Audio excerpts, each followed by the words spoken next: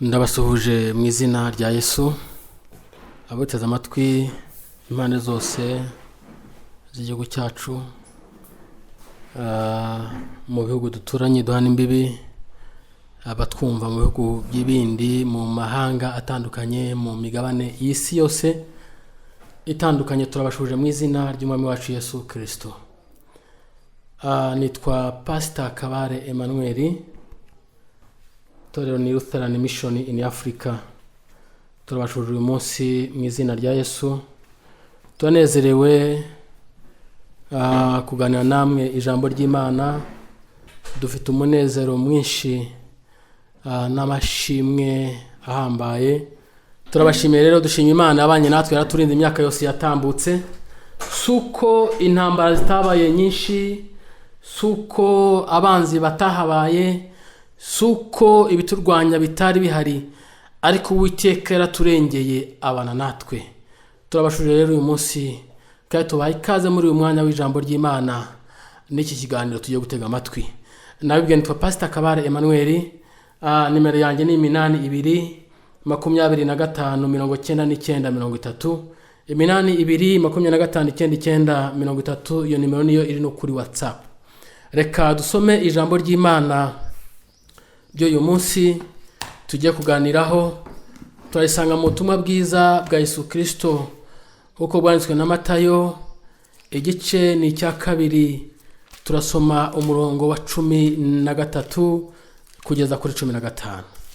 Matayo igice cya 2 turasoma duhereye ku murongo wa 13 tugeze ku murongo wa 15. Aravuga ngo bamaze kugenda, marayika w'umwami Imana araza abonekera Yosefu mu nzozi ati, byuka ujyane umwana na nyina uhungire muri Egiputa, ugumeyo ugeze aho nzakubwirira, kuko Herode agenza umwana ngo amwice. Nawe aherako arabyuka ajyana umwana na nyina nijoro, ajya muri Egiputa, agumayo ageze ubwo Herode yamaze gutanga ibyo umwami Imana yavugiye mu kanwa k'umuhanuzi bisohore ngo, nahamagaye umwana wanjye ngo ave muri Egiputa. Yesu nashimwe cyane. Hanyuma dusimbuke dusome umurongo wa 19 w'icyo gice 21 kugeza kuri 19 tugeze kuri 21. 19 dusome uwo murongo tugeze kuri 21. Avuga ngo Herode amaze gupfa, marayika w'umwami Imana araza abonekera Yosefu mu nzozi ari muri Egiputa ati, byuka usubize umwana na nyina mu gihugu cya Isirayeli, kuko abashaka kumwica bapfuye. Arabyuka ajyana umwana na nyina asubira mu gihugu cya Isirayeli. Turagushimye Imana ishobora byose, urahambaye, ufite imbaraga n'ubwiza n'icyubahiro. Wagize neza, wabanye natwe, wagize neza, waraturinze mwami Imana, waraturengeye aho bashaka kutwica, waraturengeye aho baturwanyaga, waraturengeye aho batifuza ko tubaho, waraturengeye aho batifuza ko dukora, waraturengeye aho batifuza ko tuba. Data wabaye Imana, utubera Imana, utubera byose, icyubahiro ni cyawe. Vugana natwe mu ijambo ryawe uyu munsi, vugana umuntu wese uguteze amatwi mwami, ijambo ryawe rimubere ibyiringiro, subiza intege mu bugingo bwe, kubwa Yesu Kristo umwami wacu, amen.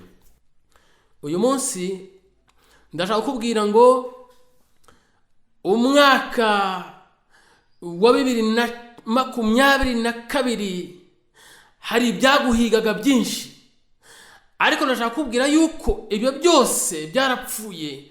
Mu mwaka wa 2023 ntabwo uzongera kubibona. Haleluya, haleluya.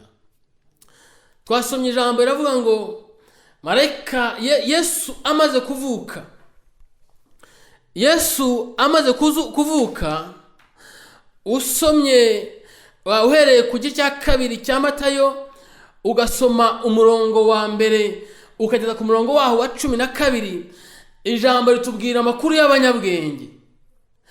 Abanyabwenge ngo bari abanyabwenge bari ahantu Yesu akimara kuvuka hagati y'iminsi 40 n'imyaka 2 y'amavuko, kuko iyi myaka yabazwe uhereye igihe inyenyeri yabonekeye, aribwo bahereye ku rugendo rwabo rw'amezi menshi. Ntiyerekanye neza igihe nyacyo Yesu yavukiye, ariko Herode we kugira ngo atibeshya yashyizeho ikigereranyo, aravuga ati byanga byakunda kubera yuko duteganya hagati, ukurikije ibitabo ukuntu bivuga, ubuhanuzi ukuntu buvuga, ukurikije abanyabwenge bashoboka yuko hagati y'iminsi 8 kugeza ku myaka 2 Yesu ashobora kuba yaravukiye muri iyo myaka iyo ngiyo, muri ibyo bihe. Sasa ategeka yuko abana bose bagomba gupfa uhereye kuri iyo minsi kuwa yavutse kugeza ku myaka 2, aravuga ati byanga byakunda hagati y'umunsi umwe cyangwa iminsi 8 hamwe n'imyaka 2 Yesu turamubonamo hagati aho ngaho. Muri abo bana bari bupfe nawe arabarimo. Hanyuma amagambo atangiye tubwira ngo abanyabwenge baciye kwa Herode ngo baramubwira ngo twabonye inyenyeri idasanzwe. Bari abahanga, abanyabwenge bari abahanga, bazi kubara, bazi kugenzura, bazi kureba iby'inyenyeri, bakamenya bati inyenyeri ntabwo isanzwe, inyenyeri nidasanzwe, inyenyeri ntabwo imeze nk'izindi. Narakubwira ngo mu buzima ucamo nawe hari inyenyeri yawe. Buri muntu wese afite inyenyeri ye. Inyenyeri imwerekana uwo ari we, inyenyeri imwerekana icyo azaba cyo, inyenyeri imwerekana uwo azaba we, inyenyeri imusobanura neza. Wowe ntabwo wayimenya inyenyeri yawe, ariko hari abanyabwenge bayimenya. Mu mwuka iyo nyenyeri barayimenya. Niyo mpamvu uzabona utangiye kwiga hagahaguruka intambara nyinshi. Nta kindi kirwanwa, ntabwo ari wowe uyu mubiri urwanwa, oya, ni inyenyeri ni kiri muri wowe kirimo kirwanwa. Niyo mpamvu uzabona umwana avuka, yamara kuvuka agatangira intambara nyinshi. Reba mu bana bawe ufite, ntabwo bafite ibigeragezo bingana, nta nubwo barwara indwara zimwe, oya, hariho urwara indwara akagarukira hafi yo gupfa, neza akagarukira ku mwobo. Uwo mwana uzamurebe neza, ntabwo ari umwana ubusanzwe, ni umwana ufite imibere uzakomera, ni umwana uzaba udasanzwe mu buzima bwe. Ikirwanwa n'iki ntabwo ari we uyu mubiri urwanwa, hari ikiri muri we bashaka kugira ngo bagipyinagaze, hanyuma azarangire gutyo. Uzarebe neza, iyo abantu ubona ari umusinzi agenda mu muhanda yinyarira, agenda mu muhanda yarataye ubwenge, cyangwa n'aba bantu bagira ubumuga bwo mu mutwe, nukurikirana amakuru ye neza bazakubwira bati uriya muntu ntabwo yari asanzwe, uriya muntu yari afite ubwenge. Abiganye nawe bazabikubwira, bazakubwira bati uriya muntu yari afite ubwenge ku ishuri, nta muntu wamujyaga imbere, kuko rero yari afite ubwo bwenge. Hari abanyabwenge bareba iyo nyenyeri, hanyuma bamara kuyibona neza, bakayikurikirana, bagashaka kurangiza icyerekezo cyawe. Uyu munsi ndashaka kubwira ngo uwaguhigaga yarapfuye. Yesu nashimwe. Uwaguhigaga yarapfuye, ntabwo akiriho. Nawe mu bitekerezo byawe byikuremo, ntakiriho. Hanyuma abanyabwenge rero ngo baraza, bahita babona inyenyeri, bavuga ati inyenyeri ntabwo isanzwe, inyenyeri ntibaho, inyenyeri ntisanzwe. Ngo barayibona babone ari inyenyeri idasanzwe. Hanyuma iyo nyenyeri barayikurikirana. Mwami Yesu ashimwe cyane. Barayikurikirana, baraza baca ku mwami Herode. Abamugezeho bamubwira amakuru, arababwira ati rero nimugende, hanyuma nimugereyo nimumara kubona uwo mwana uwo mwami wavutse, muze nanjye mumbwire, hanyuma ngende muramye. Ariko nta kindi yashakaga kugira ngo yice umwami Yesu. Reka nkubwire, hari ibishaka kukwica ukivuka, hari ibishaka kukwica ugitangira kwiga, hari ibishaka kukwica ugitangira akazi, hari ibishaka kukwica ugikora ubukwe, hari ibishaka kukwica ugitwita, hari ibishaka kukwica ukibyara, hari ibishaka kukwica ugitangira bizinesi, hari ibishaka kukwica ukicara muri iyo ntebe, hari ibishaka kukwica. Ariko ndashaka kubwira ngo ntago bizagushobora, kuko umuhanuzi Elisa yabwiye Gehazi aramubwira ngo witinya, kubera yuko twebwe ingabo dufite zirakomeye ziruta izaba ngaba. Bo bafite ingabo zisanzwe zingizi, ariko twebwe tugose n'amagare y'umuriro n'amafarashi y'umuriro. Ndashaka kubwira yuko rero ibyakurwanya byose, ibyagutera byose, ibyashaka inyenyeri yawe, ntacyo bizagutwara mu gihe wiringiye umwami Yesu uri muri we. Haleluya, haleluya. Jambo rirambwira ngo Bibiliya avuga ngo Abigayili yabwiye Dawidi, Samweli wa mbere 25:29, ngo nubwo abantu bagurikiye gushaka no kugenda ubugingo bwawe nyagasani, ngo ariko ubugingo bwawe buzahambira mu mutwaro umwe n'ubugingo bw'Uwiteka, ngo ariko bw'abanzi bawe, ngo Uwiteka azabutatanya, azabunyanyagiza, azaburekura nk'uri mu muhumetso. Niyo mpamvu ijambo rivuga ngo ibyago n'abakobwa by'umukiranutsi ngo ni byinshi, ngo ariko Uwiteka amukiza muri byose, cyangwa amutabara muri byose. Ni byinshi, ni byinshi uhura nabyo, ni byinshi ucamo, ariko nubwo ari byinshi Uwiteka agukiza muri byose. Umwami Yesu nashimwe cyane. Ngo abanyabwenge ngo baragenda, bamaze kuva kwa Herode, marayika arabasanga aravuga ngo ntimusubireyo, kuko Herode ntago ari umuntu mwiza. Herode nta kindi ashaka kwica umwana, ashaka kwica umwami Yesu. Ngo arababwira marayika ati ntimusubire kwa Herode. Ariko kuki abanyabwenge bagiye kwa Yesu, kandi ngo bagiye kumuramya, kandi ngo bari bafite zahabu, bari bafite ifeza, bari bafite ishangi, bari bafite ngo ibintu by'agaciro byinshi. Mwami Yesu ashimwe. Kuki bajyanye ibyo bintu? Abahanga cyangwa abasenguzi baravuga ngo kwari ukugira, kubera yuko Yosefu na Mariya nta bushobozi bari bafite bwo kwikura hariya bari i Yerusalemu i Nazareti, ngo bajye mu gihugu cya Egiputa, ntago bari kubishobora. Ariko Imana ikoresha abanyabwenge, bajyana amazahabu, bajyana ifeza, bajyana ibintu by'igiciro. Zari inzira z'Imana yaciye kugira ngo Yosefu na Mariya babone ibizabatunga mu nzira bagenda, babone tiki zabajyana, babone nuko bazabaho bamaze kugera muri Egiputa. Kuko byanga byakunda, ibyo bari babahaye, impano bari babahaye yari nyinshi, byagomba kubatunga. Imana yari yarabiteguye kugira ngo bagende abanyabwenge babibahe, abagiye kuramya Yesu batanga amaturo, ariko bategurire ko bizabatunga mu gihe cyo kugenda no kuba muri Egiputa. Yesu nashimwe. Ntuzahangayike ngo uzabaho gute, bizagenda bite. Hari uburyo Imana ica inzira mu buryo budasanzwe.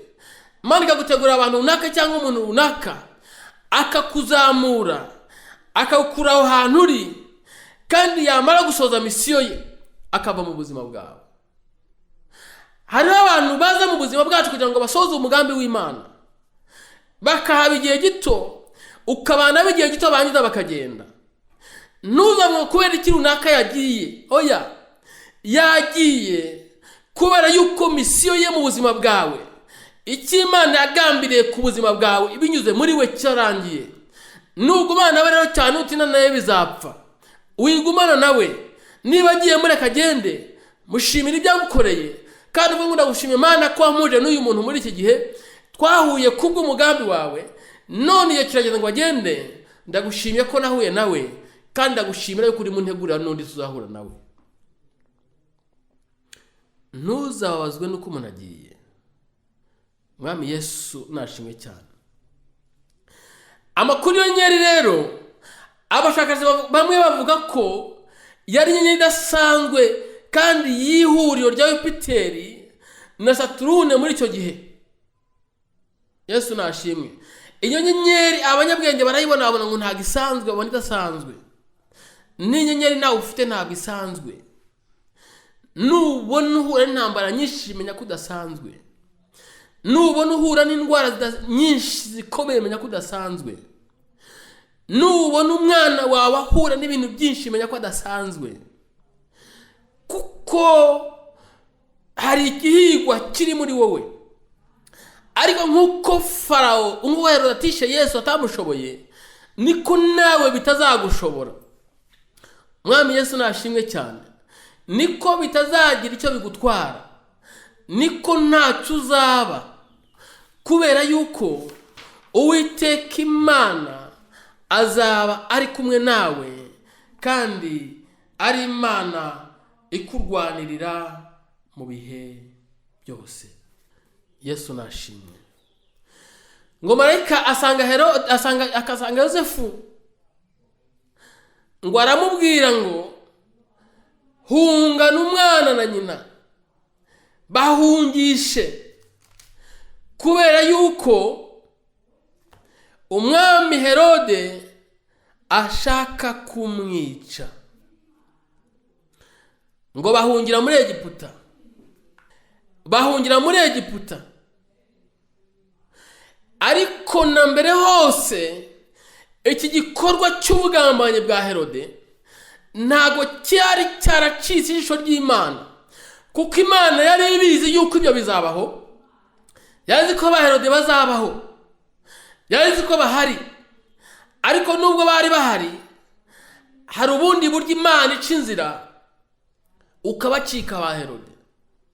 Ndashaka kubwira ngo ba Herode barahari, benshi bashaka kukwica, ariko ntacyo bazagutwara, kubera yuko Uwiteka Imana ari kumwe nawe. Mu kazi harimo ba Herode, mu mudugudu barahari, mu rusengero barahari, mu matsinda barahari, muri za ministeri barahari, mu hantu hose barahari. Ariko ntacyo bazagutwara, kuko hari marayika ugomba kukurinda, kandi hari inzira z'Imana zigucikisha kugira ngo ucike ba Herode. Mwami Yesu nashimwe. Imana yari ibizi cyane, niyo mpamvu umuhanuzi Hoseya yari arabihanuye. Usomye igice cya mbere cya 11 Hoseya ukagera ku murongo waho wa 11 Hoseya murongo wa mbere, uzasanga ayo makuru yuko ijisho ry'Imana ryari ryarayibonye neza yuko ba Herode bahari, Yesu azavuka ariko Herode ahari. Ariko Imana yari yarabiteguye neza, ategura umumarayika wayoboye mu guhunga bajya muri Egiputa. Twumva ko ari Gaburiyeli. Uwo marayika Imana yari yarizeye imushinga kurinda umwana wayo. Hari marayika Imana iguhagurukirije uyu munsi kugira ngo ikurinde n'imigambi y'aba Herode, kugira ngo ikurinde n'imigambi y'ababisha, kugira ngo ikurinde n'imigambi y'abagome, kugira ngo ikurinde n'imigambi mibi yose. Umwami Yesu nashimwe cyane. Muri Egiputa baragiye bamara igihe gito cyane, nk'umwaka umwe cyangwa 2, kuko Herode yaje gupfa bidatinze, bituma biborohera gutaha. Yesu nashimwe. aho bahungiye muri Egiputa ntago Bibiliya ihavuga, ariko bivuga ko hari ahantu hitwa Heliopolisi. Ni naho Yosefu wa wundi tubona mu gitabo cy'Itangiriro, Yosefu umwana wa Yakobo, niho yigeze gutegeka ategeka Egiputa cyagihe, aho Bibiliya tubwira mu bunyejana byari byarahise. Tubisanga muri Itangiriro 41-45, kandi ngo hari umunara werekanaga ibyahoze wari warubatse mu gihe cya Aburahamu, uracyahagaze na n'ubu. Abajyayo uwo munara barawubona. Abaherode bari abaki? Herode yari umwami w'umugome, n'abamukomotseho bose bari abami b'abagome bakurikiye, niho barenganije intumwa, bari abagome. Ndakubwira ngo hariho ba Herode uhura nabo, hariho ba Herode ukorana nabo, barahari, ariko nubwo bahari Imana izabakurinda. Uyu Herode umuhungu we witwaga Herode Antipasi yaje gutegeka nyuma yaho gato imyaka 33 ishize, niwe wishe Yohana Umubatiza. Umuhungu wa Herode washatse kwica Yesu yitwaga Herode Antipasi, niwe wishe Yohana Umubatiza. Ushobora kubisanga mu gitabo cya Mariko 14:29. Kandi yashinyaguriye Yesu. Uyu Herode mukuru apfuye yasize umuhungu we. Uyu muhungu we rero niwe wari uri ugiye Yesu apfa, yashinyaguriye Yesu. Umwuzukuru we yitwaga Herode Agripa wa mbere, niwe wishe Yakobo hashize indi myaka 14. Urabisanga mu Byakozwe n'Intumwa 12 kugeza kwa 2. Umwuzukuruza we Herode Agripa wa kabiri, nyuma y'indi myaka 16, niwe Paulo yagiye kwireguraho imbere ye. Urabisanga mu Byakozwe n'Intumwa 25:13. Aba ba Herode bari abanyedomu. Rero ibyo bakora ku Bisirayeli akenshi kwari ukwihimura, kuko Abedomu bari bafitanye amateka cyangwa inzika n'Abisirayeli. Rero byanga byashaka kwihimura, kuko Herode yaravuga ati niba Yesu aje, niba bavuga ngo ni umwami aje kwima mu cyimbo cyane, rero ntago byakunda, ahubwo reka mukureho mwice atarakura, abantu bataramumenya. Yarazi yuko ari umwami uje gutegeka mu buryo bw'umubiri, ariko ntago yarazi ko ari umwami uje gutegeka agatekera mu mitima yacu. Mwami Yesu nashimwe. Ntago yarazi ko ari umwami w'amahoro, umwami uticaye ku ntebe zindi bicazi z'abami. Yari umwami uzakora ibikomeye, umwami uje gucungura isi, umwami uje gucungura abazamwizera, umwami uje gucungura nawe n'umwizera uyu munsi, umwami uri bugukure mu buzima urimo akagushyira mu bundi buzima bushya kandi bwiza bukunejeje. Uwo mwami rero ntabwo yagombaga gupfa. Mwami Yesu nashimwe. Ntabwo yagombaga gupfa, kubera yuko Imana yari yaramuvuze, yari yarateguwe mbere y'igihe, mbere yuko Adamu acumura. Imana yari yarabiteguye, kuko Adamu akimara gucumura, Imana yatanze isezerano iravuga ngo icyambere itange Adamu, ibagira Adamu uruhu inyamaswa ngo imwambike uruhu. Bishatse kuvuga ngo hazaba kumeneka kw'amaraso kugira ngo umwana w'umuntu cyangwa ikiremwa muntu kizacungurwe. Mwami Yesu nashimwe. Ejo muri twizizaga Noheli rero, Mwami Yesu yavutse. Bukire umutima wawe, bukire mu buzima bwawe, bukire mu cyerekezo cy'ubuzima bwawe. Haleluya, haleluya. Herode rero Herode bari bafite inzika, ashaka kwica umwami Yesu akurikira amateka yabo n'abanyedomu, y'abanyedomu n'Abisirayeli. Yari afite inzika avuga ati uyu mwami uje gukuraho ubwami bw'Abedomu, aje kubukuraho, ngomba kumwica. Reka nkubwire, ntabwo uzapfa, ntawe uzakwica, kuko Imana igufiteho umugambi. Ntawe uzakugamanira ngo bikunde, kuko Imana igufiteho umugambi. Ntawe uzakurwanya ngo bikunde, kuko Imana igufiteho umugambi. Bibiliya irambwira ngo bazakurwanya baciye mu nzira imwe, ngo ariko bazasubiraho batatanye baciye mu nzira mbi.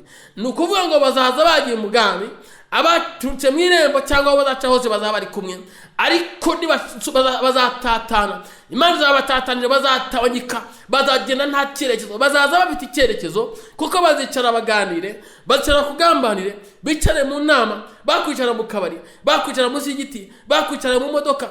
Hari n'abandi bashobora no gukora mu modoka, aho bazikorera hose bazicara bazihuze, ariko hanyuma bazanaza bahuje, baza baganira, ariko bazasubiraho batatanye baciye mu nzira nyinshi, baciye mu nzira ndwi. Niko ijambo rivuga. Humura rero, hari icyo Imana yavuganye nawe, hari icyo Imana yavuze ku buzima bwawe, hari icyo Imana, ijambo rirambwira ngo Zaburi 134 ngo umunsi wanjye utarabaho n'umwe Imana yari iwuzi, kandi ngo yari yaramaze no kuwandika mu gitabo cyayo. Haleluya, haleluya. Umunsi wawe nawe utarabaho n'umwe, umunsi wawe utarabarwa, hatarabaho n'akadomo ku munsi wawe, Imana yari iwuzi kandi ngo wanditse mu gitabo cyayo. Niyo mpamvu rero Abadomu batazagira icyo bagutwara, niyo mpamvu Abaherode batazagira icyo bagutwara. Nubwo bahaguruka ntacyo uzaba, nubwo bakurwanya ntacyo uzaba, nubwo bavuga ibyo bashaka ntacyo uzaba, kubera yuko Uwiteka Imana ari kumwe nawe. Umwami Yesu nashimwe cyane. Haleluya, haleluya. Ijambo yatubwiye ngo muri Matayo twasomye 2:19,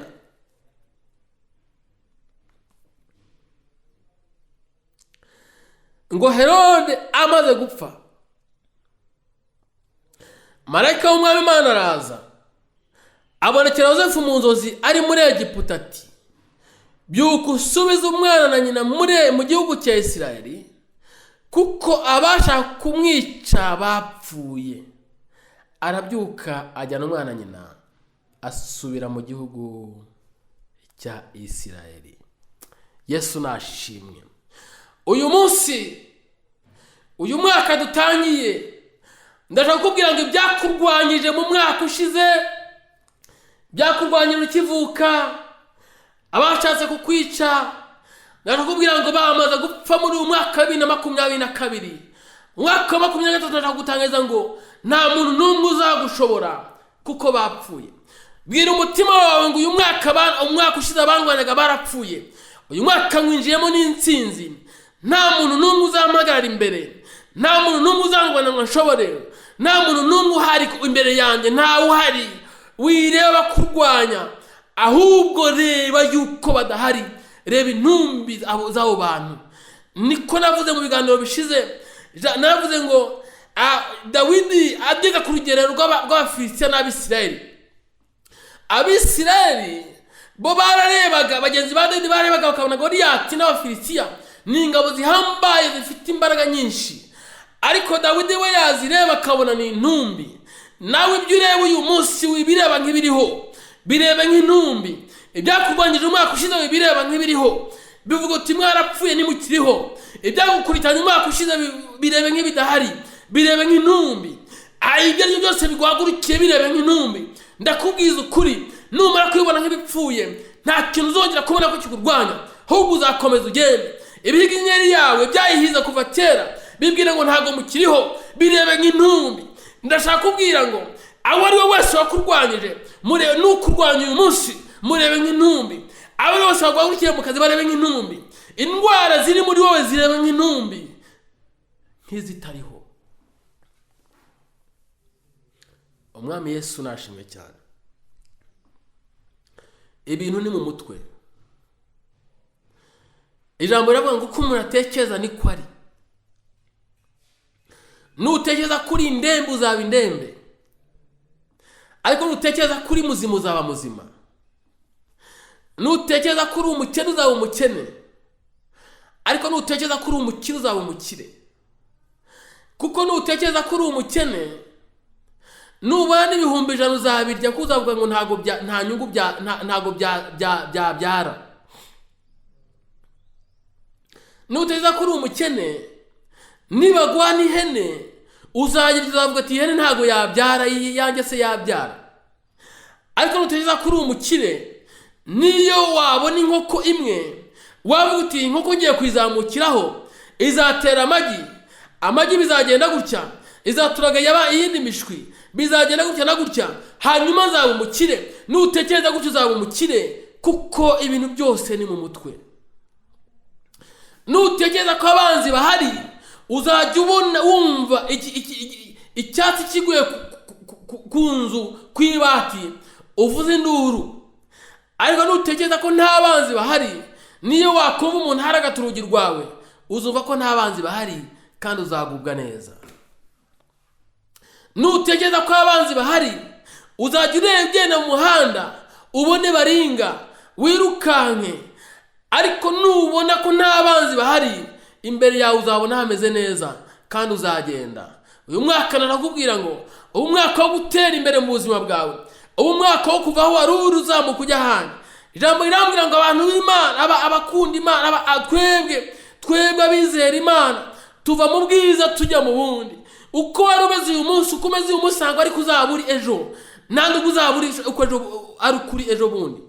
Uko wari uri uyu mwaka 2022 ntabwo ariko ugomba kuba mwaka 2023.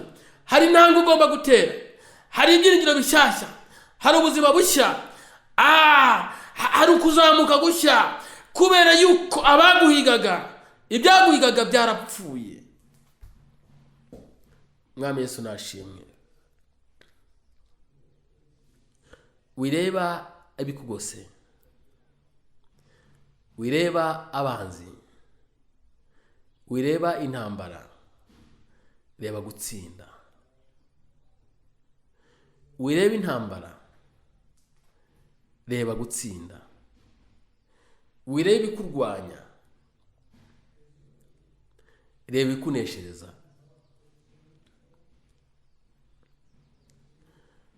Mu mutwe, mu bitekerezo, nutekereza yuko muri wowe harimo intsinzi urayibona kandi uragubwa neza. Marayika yabwiye Yosefu ngo subira i Yerusalemu, kubera yuko uwahigaga umwana bamuhigaga barapfuye. Ndakubwira ngo uyu mwaka baguhigaga bapfuye. Abaguhigaga umwaka ushize bapfuye. Abaguhize kwera ukivuka bapfuye. Ubona ko bapfuye, ubona ko ari intumbi, hanyuma nubona ko batakiriho, nubona ko ari intumbi, ndakubwiza ukuri ntabwo uzaguma uko wari umeze. Indwara zari ziri muri wowe menya ko zapfuye. Numara kubitekereza ukabishyira mu mutwe wawe, ndakubwiza ukuri uzahaguruka ugende, kuko muri waza bamaze kwiramo ikindi kintu cy'igitangaza, kandi igitangaza wakibona. Ijambo ryarambwiye ngo Bartolomayo yumvise Yesu ngo yicara abaza ngo ninde ucaho, bamwe ngo ni Yesu w'i Nazareti, ngo ahita ajugunya igikote. Nubwo yaragikeneye icyo gikote, ariko aravuga ati kuba numvise Yesu, iri koti ntabwo nzongera kurikenera, nta nubwo nzagaruka kwicara ahangaha ndisabirizamo, nta nubwo nzongera kuryifubika ngiye guhura na Yesu kandi ngiye gukira. Mu mutwe arabanza arakira, hanyuma aragenda ahura na Yesu. Uko gukira mu mutwe kwamuhuje na Yesu, hanyuma koko ahita abona. Nawe ndakubwira ngo ishyiremo ibyiringiro, ishyiremo imbaraga nshya. Ndakubwira ngo ibyaguhize byose byarapfuye. Tangira bushyashya, tangira uzamuke, tangira n'ibyiringiro. Utabona abakurwanya, utabona ibikurwanya, ahubwo ubona ibikuneshereza. Uwiteka abaho umugisha, kandi mukomeze kugubwa neza muri uyu mwaka dutangiye. Uzabera umwaka mwiza, mwaka w'amata n'ubuki, mwaka wo guhirwa, mwaka wo kugubwa neza, mwaka w'intsinzi, mwaka w'ubuzima buzira umuze. Imana ibahe umugisha. Reka dusenge. Data mu izina rya Yesu, data urahambaye ushobora byose, ufite imbaraga n'ubwiza n'icyubahiro. Ijambo ryatubwiye Mwami Imana ngo marayika yasanze Yosefu ngo aramubwira ngo asubire muri Isirayeli, kubera yuko ngo abahigaga umwana ngo barapfuye. Ndahamya yuko ibyaduhigaga byapfuye, ibyahigaga umuntu wese uteze amatwi mu Imana kino kiganiro byapfuye, indwara zapfuye, abanzi ntibakiriho, ibiturwanya byapfuye, kandi ngira ingabo mwami tugiye guhaguruka bushyashya dutumbagiza amababa yacu nk'ikizu, kandi dufite imbaraga zidasanzwe. Data ngira ingabo mwami, ibyaduhombyaga byapfuye, ibyadukuraga byapfuye, amateka mabi yapfuye mu izina rya Yesu. Ibyahigaga inyenyeri yacu byapfuye. Data ngira ingabo mwami, ndagushimye kubera yuko byapfuye. Izina ryawe rihabwe icyubahiro. Haza kwifuza kwacu, haza kwifuza kwa munsi w'umwami uteze amatwi, kandi umwe kugubwa neza. Ndagushimye kuko uri Imana yacu. Urakoze kumvise gusenga kubwa Yesu Kristo umwami wacu. Amen. Imana ibahe umugisha. Nimero yanjye ni 8225 99 30. Shalom. Shalom.